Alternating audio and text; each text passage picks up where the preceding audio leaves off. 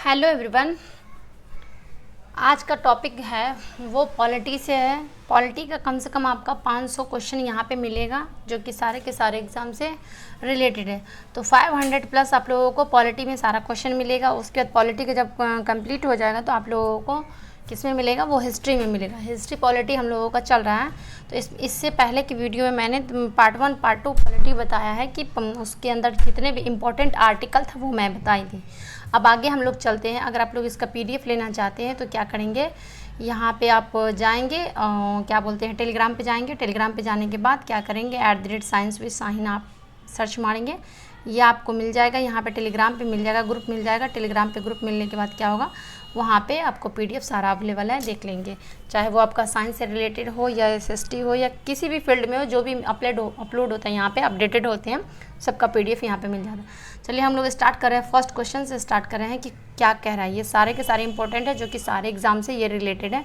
तो first question आपको कह रहा है मनी बिल से रिलेटेड है। ये विधानसभा द्वारा पारित एक धन विधेयक जो कि मनी बिल होता है, जब विधान परिषद में भेजा जाता है तो उसे यह बिल कितने समय में वापस करना होता है। जो आपका मनी बिल होता है, अगर इसको विधानसभा में भेज दिया जाता है तो वो क्या करता है, उसके पास खुद को रखता है और रखने के बाद उस पर कार्रवाई वगैरह करता है, चेक विक करता है। तो इसको वापस कितने दिन में किया जाता है।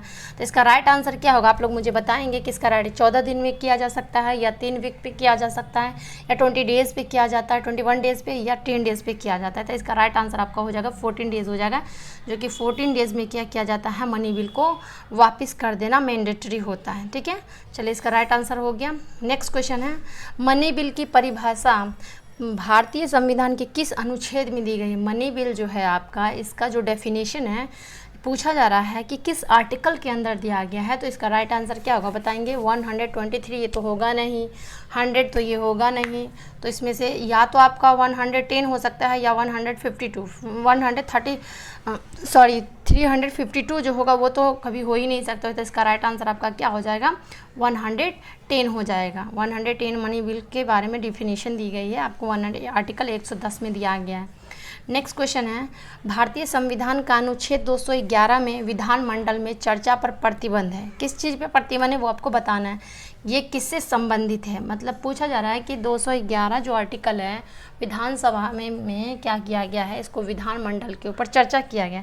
तो इसमें कौन सा ऐसा टॉपिक जो नीचे दिया गया उस पर प्रतिबंध लगाया गया, केंद्र सरकार द्वारा, राज्य नीति निर्देशक तत्व सिद्धांत पर, या केंद्र सरकार, या भारतीय नागरिक मौलिक अधिकार पर, या राज्य सरकार पर। तो इसका राइट आंसर आप लोगों का क्या हो जाएगा, डी हो जाएगा, जो कि वो क्या होता है, राज्य सरकार इस पर क्या कर सकते हैं, प्रतिबंध लगाते हैं। ठीक है ना।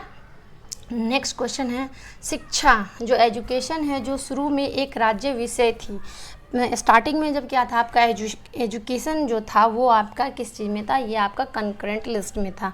तो कंकरेंट लिस्ट में था तो इसको ट्रांसफ़र कर दिया गया था इसमें किस चीज़ में, इनिशिएटिव जो किया गया इस सब्जेक्ट को ट्रांसफ़र किया गया है। तो ये पूछा जा रहा है कि जो कंकरेंट लिस्ट में जो आपका एजुकेशन को डाला गया है, पहले क्या था, शिक्षा जो था एक राज्य विषय था। देखिए आपका 3 लिस्ट होता है, एक होता है स्टेट लिस्ट होता है, एक यूनियन लिस्ट होता है, एक स्टेट लिस्ट होता है, एक कंकरेंट लिस्ट होता है। यूनियन में क्या किया जाता है, यूनियन इसके ऊपर क्या बनाते हैं, लॉ बनाते हैं, कानून बनाते हैं। स्टेट लिस्ट में स्टेट बनाते हैं, लेकिन जो आपका कंकरेंट है तो ये दोनों मिलकर के यहाँ पे क्या करते हैं, लॉ बनाते हैं। तो इसको ट्रांसफ़र किया गया, तो इसका अमेंडमेंट पूछा जा रहा है, इसका संविधान संशोधन पूछा जा रहा है, कौन सा होगा, 24th होगा, 25th होगा, या 42nd होगा, या 44 होगा। तो इसका राइट आंसर आपका 42nd हो जाएगा, जो कि आपका राइट आंसर क्या है, सी है। तो 42nd अमेंडमेंट में क्या किया गया था, इसको चेंज किया गया था, स्टेट से लेकर के इसको कंकरेंट में लिस्ट किया गया था, मतलब समवर्ती सूची में इसको ऐड किया गया है। तो ये सब क्वेश्चन पूछे जाते हैं। नेक्स्ट क्वेश्चन है, पार्लियामेंट में तदर्थ समिति की नियुक्ति कौन करता है, the appoint the ad hoc committee on the parliament. Ad hoc जो होता है तो इसको पार्लियामेंट के अंदर कौन इसको अपॉइंटमेंट करते हैं या किसके द्वारा ये अपॉइंटमेंट किए जाते हैं। Speaker of Lok Sabha, speaker of Lok Sabha भी कौन है, ये आपका ओम बिरला हो जाएंगे। या आपसे पूछा chairperson of Rajya Sabha, chairperson of Rajya Sabha किसको बनाया गया, तो ये याद रखेंगे पीयूष गोयल जी को बनाया गया। और पीयूष गोयल जी जो है इनके पास पहले रेलवे मिनिस्ट्री था, जो कि इनके पास ख़त्म कर दिया गया रेलवे मिनिस्ट्री, और इनके पास कॉमर्शियल इंडस्ट्री मिनिस्ट्री डाल दी गई, जो कि वाणिज्य हो गया। ठीक है, तो इसका राइट आंसर क्या होगा, ए होगा या बी होगा या बोथ होगा, तो इसका राइट आंसर आपका बोथ हो जाएगा। ये क्या किया जाता है, दोनों मिल करके लोकसभा और राज्यसभा के मेंबर मिल करके इसको क्या करते हैं, एड हॉक को अपॉइंटमेंट किया जाता है। ठीक है, जिन विषयों पर, नेक्स्ट क्वेश्चन है, जिन विषयों पर केंद्र और राज्य सरकार दोनों कानून बनाते हैं वो कौन से होते हैं। मैं इससे पहले ही मैं बता दी हूँ कि जो आपका एक आपका लिस्ट जो होता है, एक यूनियन होता है, एक स्टेट होता है, कंकरेंट होता है। तो इसमें कोई इसका राइट आंसर क्या हो जाएगा, ये आपका कंकरेंट हो जाएगा, जो कि क्या होता है, यहाँ पे आपका यूनियन भी होते हैं और राज्य सरकार दोनों मिल करके क्या होता है, स्टेट गवर्नमेंट भी होते हैं और लेजिस्लेटिव गवर्नमेंट, जो यूनियन गवर्नमेंट सेंट्रल गवर्नमेंट होते हैं, वो मिल करके दोनों पे क्या करते हैं, अपना लॉ बनाते हैं, कानून बनाते हैं।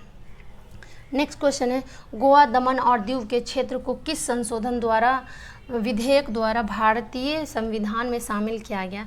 इसमें पूछा जा रहा है कि गोवा एंड ये जो टेरिटरीज़ है, दमन एंड दीव, इसको बोला जा रहा है कि किस अमेंडमेंट बिल के तहत, कौन से नंबर का बिल था जो इसको क्या किया गया था, मिलाया गया था। तो ये अमेंडमेंट 10th हो जाएगा जो कि 1966 में है, या फिर आपका 1962 में हो जाएगा जो कि 12th वाला हो जाएगा। फिर क्या हो जाता है आपका 14th वाला हो जाएगा, 1962 में हो जाएगा, या 15th हो जाएगा। तो इसका राइट आंसर क्या होगा, इसका राइट आंसर आपका 12th वाला हो जाएगा जो कि 1962 में किया गया था।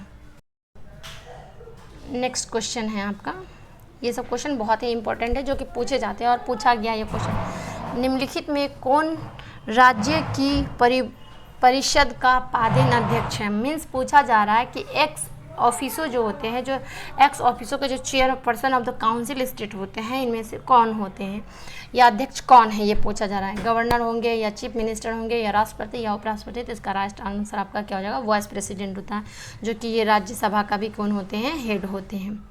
ठीक है ना, वाइस लोकसभा का कौन होते हैं, तो आपका स्पीकर होते हैं। ठीक है, इसको याद रखेंगे।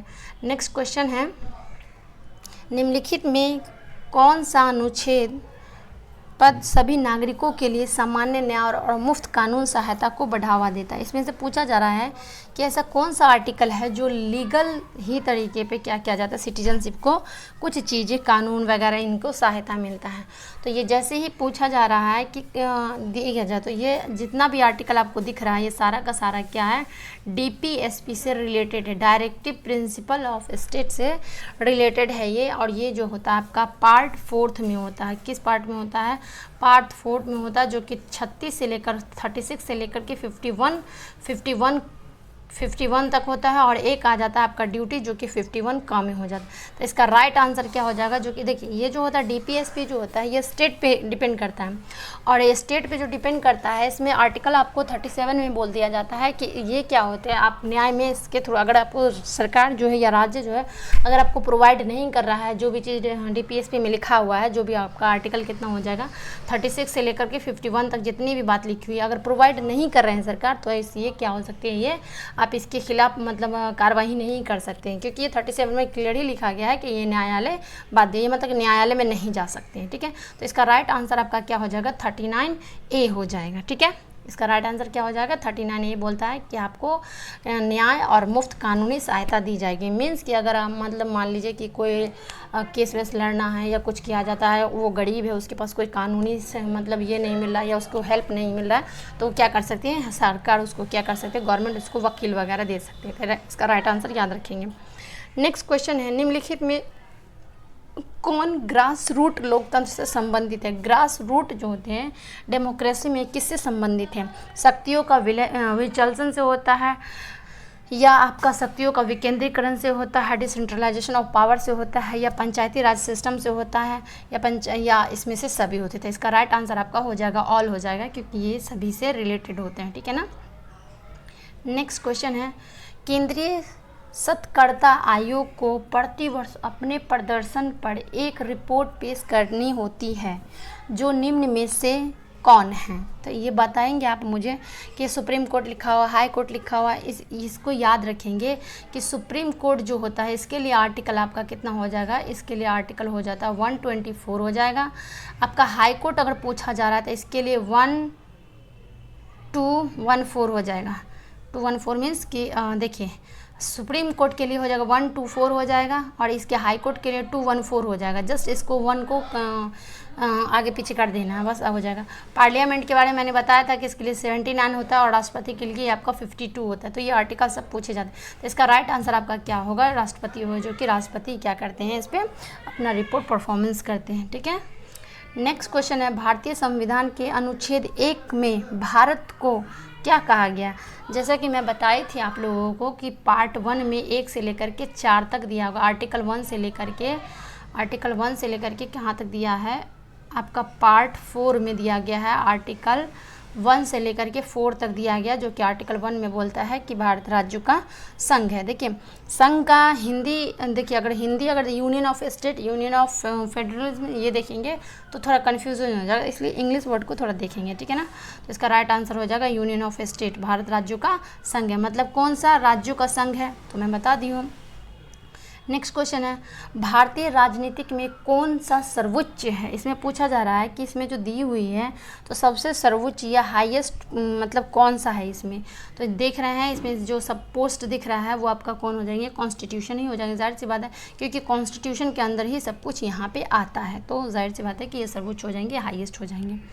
नेक्स्ट क्वेश्चन है आपका, राज्य चुनाव आयोग नगर निगम चुनाव को किस अनुच्छेद के तहत आयोजित और नियंत्रित और पर्यवेक्षण करवाता है। मीन्स पूछा जा रहा है कि जो स्टेट जो आपका है स्टेट इलेक्शन कमीशन है। देखिए स्टेट इलेक्शन कमीशन जो होते हैं पंचायती नगर निगम इन्हीं सब का ये क्या करवाते हैं, इलेक्शन करवाते हैं। लेकिन आपका सेंट्रल इलेक्शन कमीशन जो होते हैं वो क्या होते हैं, सेंट्रल लेवल पे जितने भी होते हैं उनका है कि जैसे प्रेसिडेंट हो गया, फिर राज्यसभा लोकसभा इन सब के जो होते हैं वो करवाते थे। इसका आर्टिकल पूछा जा रहा है कि किस में किया गया, तो ये याद रखेंगे आर्टिकल कितना है। आर्टिकल आपका 243 हो जाएगा, जो कि क्लॉज नंबर के हो जाएगा। इस बात को याद रखेंगे आप लोग। अगर डायरेक्टली आपसे पूछा जाए कि 243 में क्या है, तो ये आपका पंचायती राज सिस्टम के बारे में बताया गया। इसके बाद हम लोग नेक्स्ट वीडियो में पढ़ेंगे, जब तक आप लोग इसको देखते रहिए।